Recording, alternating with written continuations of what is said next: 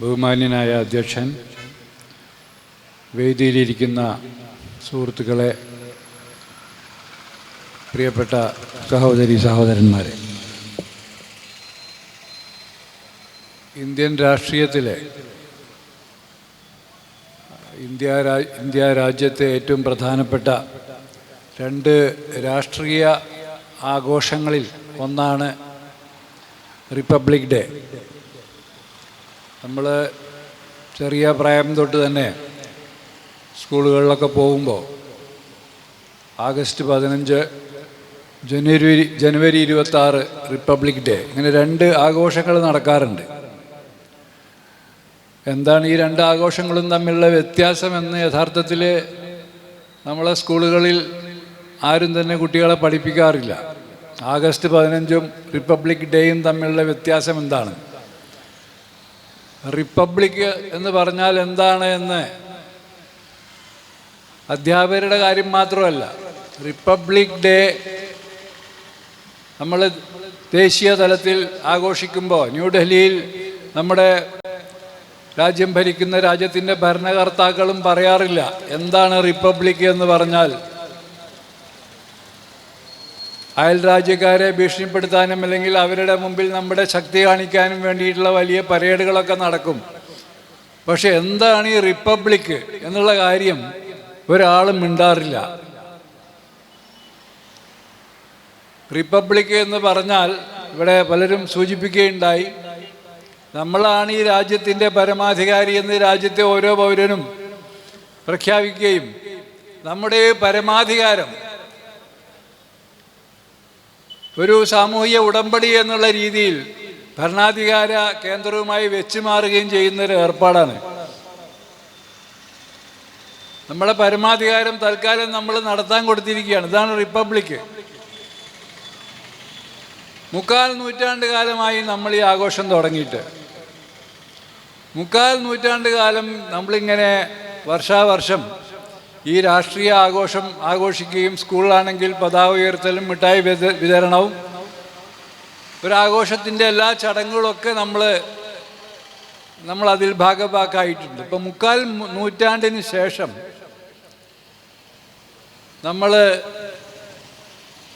നമ്മുടെ ജനാധിപത്യ പൊതുമണ്ഡലത്തിലേക്ക്, അല്ലെങ്കിൽ ജനാധിപത്യ പൊതുമണ്ഡലത്തിൻ്റെ ആവിഷ്കാര മണ്ഡലമായ നമ്മളെ സോഷ്യൽ മീഡിയയിലേക്കും ദൃശ്യമാധ്യമങ്ങളിലേക്കും പ്രിൻ്റ് മീഡിയയിലേക്കും ഒക്കെ നോക്കുമ്പോൾ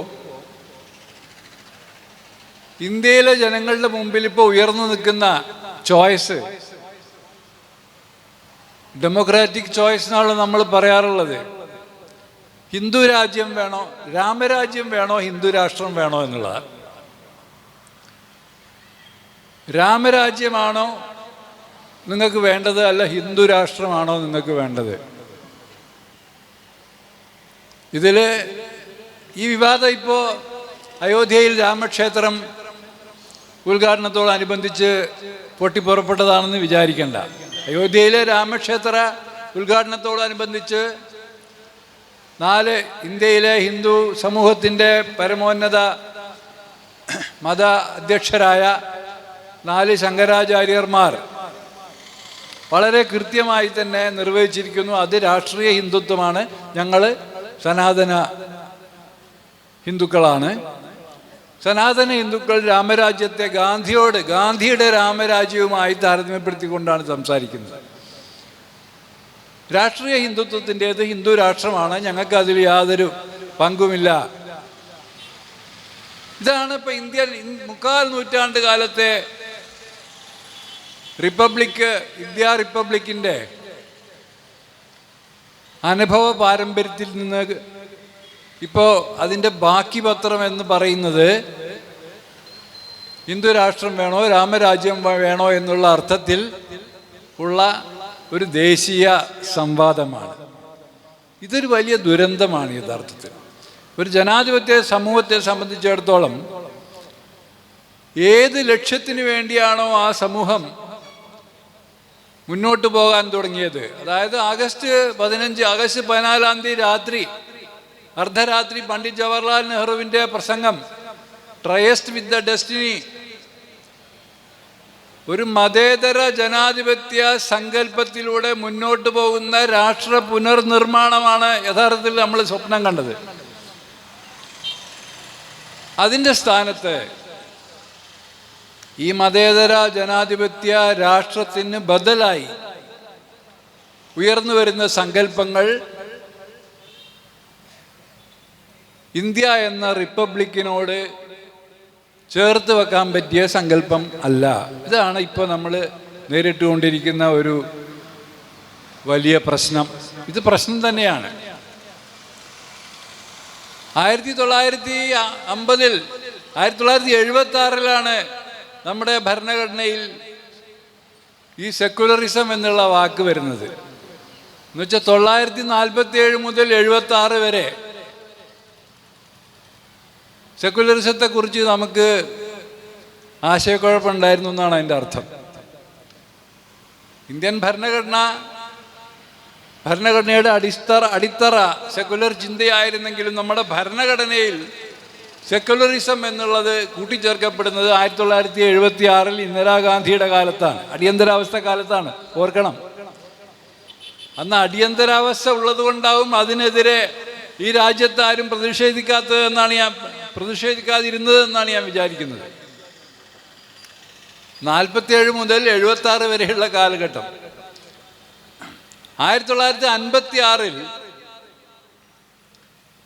ഡോക്ടർ എസ് രാധാകൃഷ്ണൻ്റെ, നമ്മുടെ പ്രസിഡന്റും ഇന്ത്യയിലെ ലോകം അറിയപ്പെടുന്ന ഫിലോസഫറും രാജ്യതന്ത്രജ്ഞനൊക്കെ ആയിരുന്ന doctor Radhakrishnan, recovery of faith എന്നുള്ള അദ്ദേഹത്തിൻ്റെ ഒരു പ്രസിദ്ധമായ ഗ്രന്ഥത്തിൽ അദ്ദേഹം സെക്കുലറിസത്തെ വെസ്റ്റേൺ സെക്കുലറിസത്തിൽ നിന്ന് വിഭിന്നമായ രീതിയിൽ നിർവചിച്ചു.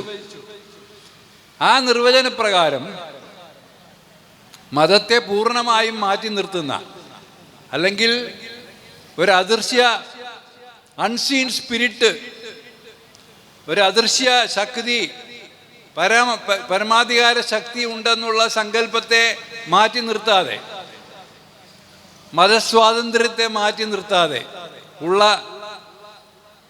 മതവുമായി മതസമൂഹങ്ങളുമായി സമരസപ്പെട്ടു പോകുന്ന സെക്കുലറിസമാണ് ഇന്ത്യയുടേത് എന്ന് അദ്ദേഹം വളരെ കൂളായി സെക്കുലറിസത്തെക്കുറിച്ച് ഒരു നിർവചനം ഉണ്ടാക്കി. എല്ലാവരും, രാജ്യത്തെ വിവിധ മത സമുദായങ്ങൾ അല്ലെങ്കിൽ മതസമൂഹങ്ങൾ ഹാപ്പിയായി ഈ നിർവചനപ്രകാരം. ഈ മത വിഭാഗങ്ങൾക്കുള്ള സ്വാതന്ത്ര്യം എന്ന് പറയുമ്പോൾ ഇന്ത്യയെ പോലെയുള്ള ഒരു രാജ്യത്ത് അതിൻ്റെ രാഷ്ട്രീയമായ അനുരണനങ്ങൾ, പ്രതിഫലനങ്ങൾ എന്താവുന്നൊന്നും ആ കാലത്ത് ആരും ആലോചിച്ചില്ല. അത് ആലോചിക്കാൻ തുടങ്ങിയത് 2003 സുപ്രീം കോടതി ബെഞ്ചിൻ്റെ ഒരു വിധി ഉണ്ടായി. ആ വിധി അതുവരെ നമ്മുടെ ഭരണഘടനയിൽ ആർട്ടിക്കിൾ 28 പ്രകാരം സർക്കാർ ചെലവിൽ നടത്തുന്ന വിദ്യാഭ്യാസ സ്ഥാപനങ്ങളിൽ റിലീജിയസ് ഇൻസ്ട്രക്ഷൻ പാടില്ല എന്നായിരുന്നു. എന്നുവെച്ചാൽ മതബോധനം, മത പ്രബോധനം എന്നൊക്കെ വേണമെങ്കിൽ അതിനെ പറയാം, ഇൻസ്ട്രക്ഷൻ എന്നുള്ളതിനെ. 2003 അരുൺ റോയ് കേസിൽ സുപ്രീം കോടതി 3-അംഗ ബെഞ്ച് ഇതിനെ തിരുത്തിയിട്ട് പറഞ്ഞു, ഇൻസ്ട്രക്ഷൻ എന്നുള്ളതിനെ പുനർവ്യാഖ്യാനിച്ചുകൊണ്ട് കേസിലുണ്ടാക്കി. ഇൻസ്ട്രക്ഷൻ എന്നുള്ളത് റിലീജിയസ് സ്റ്റഡി, മതപഠനം ആവാം, ഇൻസ്ട്രക്ഷനും മതപഠനവും രണ്ടാണ് എന്നും പറഞ്ഞ് നിയമമുണ്ടാക്കി. ആ നിയമം ഉണ്ടാക്കിയപ്പോഴും ആരും ഈ രാജ്യത്ത് അതിനെ ചോദ്യം ചെയ്യുകയോ വിമർശിക്കുകയോ പാർലമെൻറ്റിൽ അതിൻ്റെ മേലിൽ വിമർശനങ്ങൾ ഉന്നയിക്കുകയോ ഒന്നും ചെയ്തില്ല. പക്ഷെ എന്താണ് അതിൻ്റെ ഭവിഷ്യത്ത്? അതിനെക്കുറിച്ച് ഇപ്പോഴും ആലോചിക്കുന്നുണ്ടോ എന്ന് എനിക്ക് സംശയമാണ്. ഇതിൻ്റെ ഭവിഷ്യത്ത് എന്താണെന്ന് വെച്ചാൽ ഞാനൊരു എക്സാമ്പിൾ പറഞ്ഞുതരാം.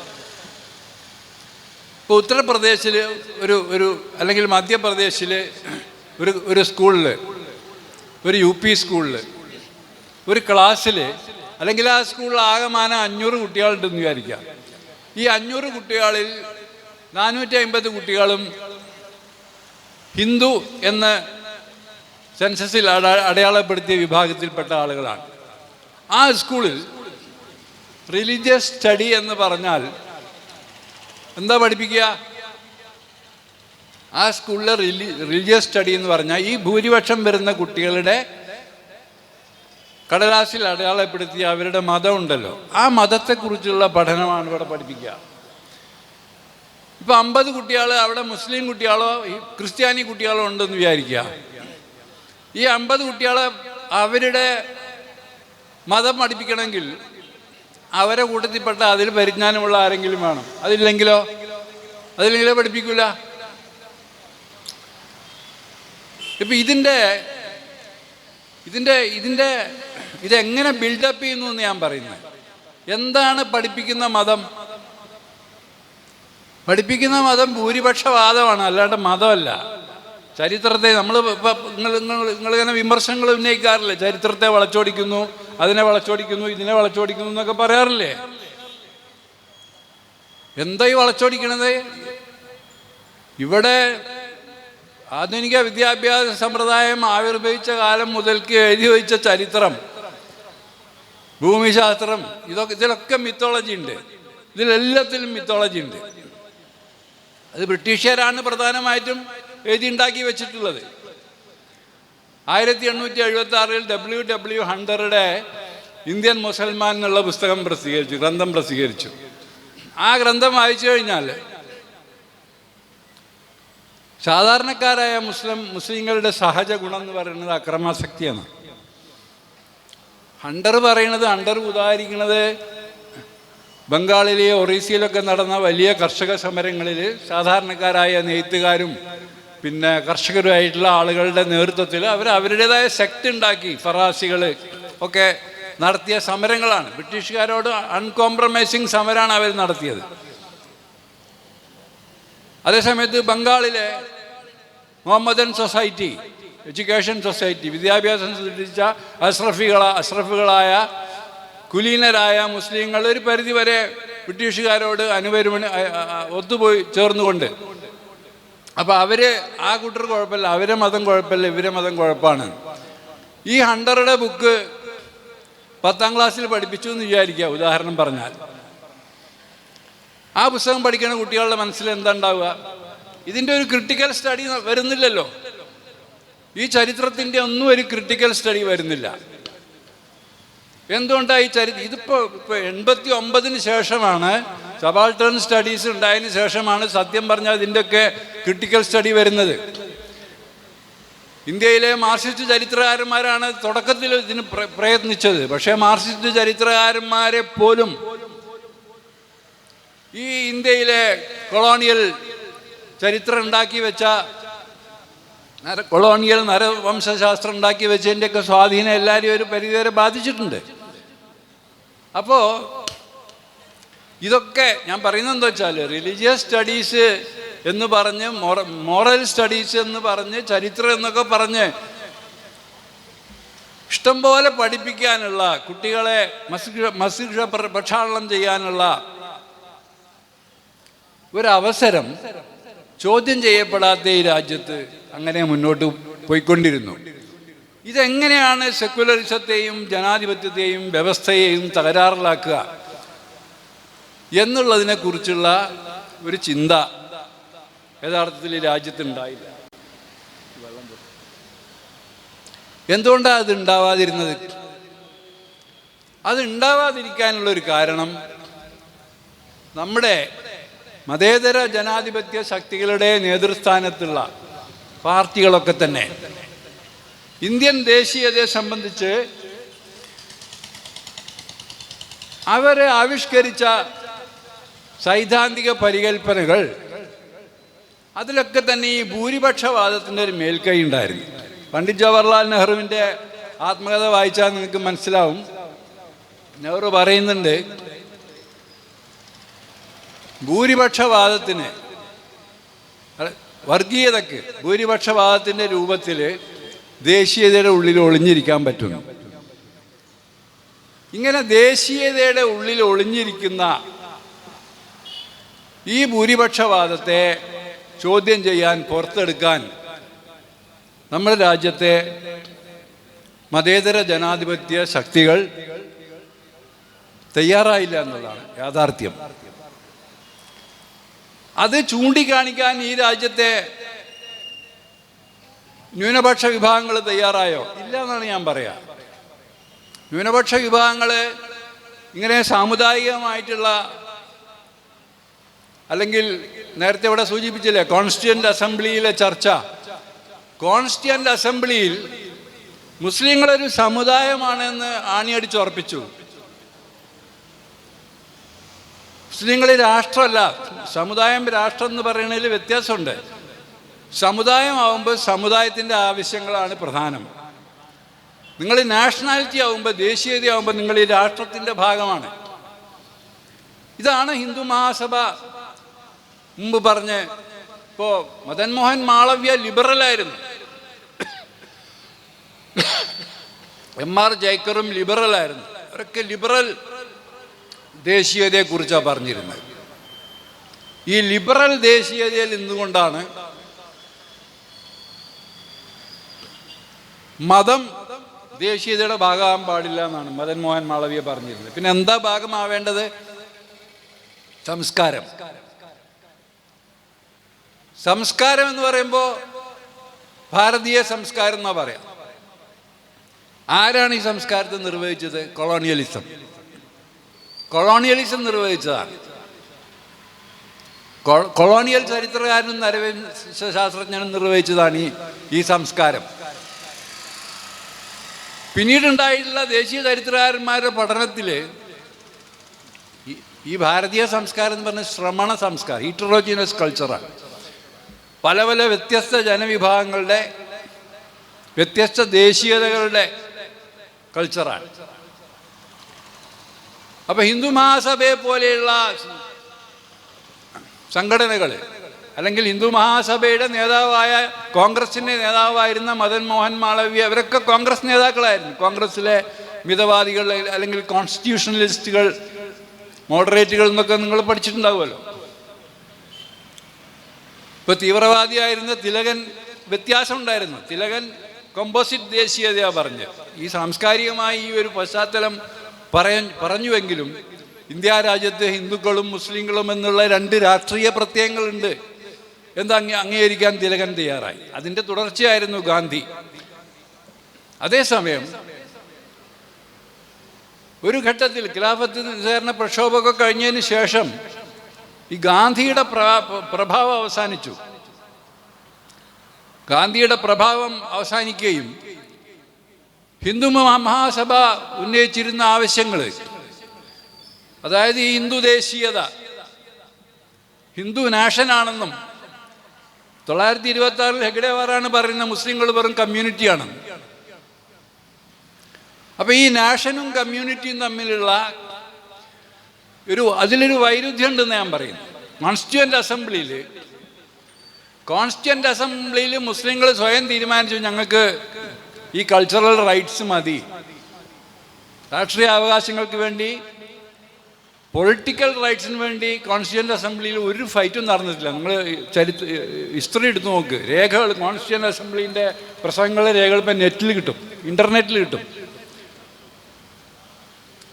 അപ്പം ഇങ്ങനെ ട്രാപ്പിൽ വീണു എന്നാണ് ഞാൻ പറയുന്നത്. വെച്ചാൽ ഇന്ത്യൻ ദേശീയതയെക്കുറിച്ച് ആ കാലത്തുണ്ടായിട്ടുള്ള സമര സംഘർഷങ്ങളിലൊക്കെ തന്നെ ആദ്യഘട്ടങ്ങളിൽ മുസ്ലിങ്ങൾ വളരെ കൃത്യമായൊരു നിലപാടെടുത്തുകൊണ്ട് മുന്നോട്ട് പോയെങ്കിലും പിന്നീട് 47 വരുമ്പോഴൊക്കെ പ്രശ്നം മാറി. ഇത് എങ്ങനെയാണ് മാറിയത്? ഇത് മാറാനുള്ള ഒരു കാരണം കൂടി ഞാൻ പറയാം. ഇന്ത്യ രാജ്യത്തെ ഹിന്ദുക്കളും മുസ്ലിങ്ങളും ആജന്മ ശത്രുക്കളാണ്. അത് 1884 കർസൻ പ്രഭുവിൻ്റെ ഡെഫനിഷൻ ഉണ്ട്.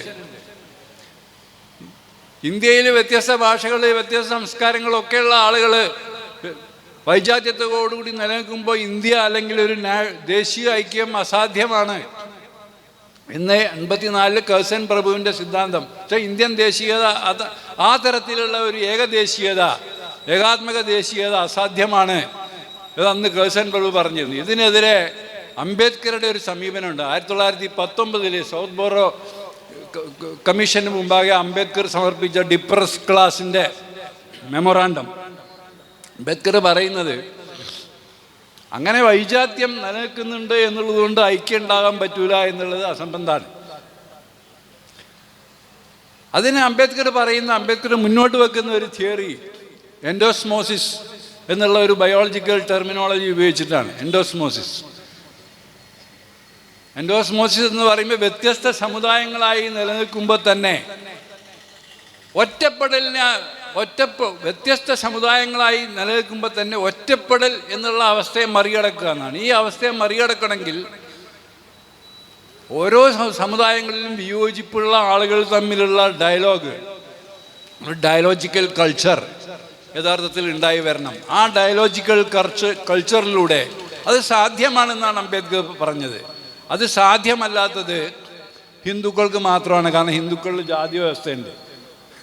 ജാതി വ്യവസ്ഥ ഉള്ളത് കൊണ്ട് ഹിന്ദു സമൂഹത്തിൻ്റെ ഉള്ളിൽ ഇങ്ങനെ ഒരു ഡയലോജിക്കൽ പ്രോസസ്സ് അസാധ്യമാണ്, ഒരുമിച്ച് പോകാൻ അസാധ്യമാണ്. ഇതാണ് അംബേദ്കർ അന്ന് ചൂണ്ടിക്കാണിച്ചത്.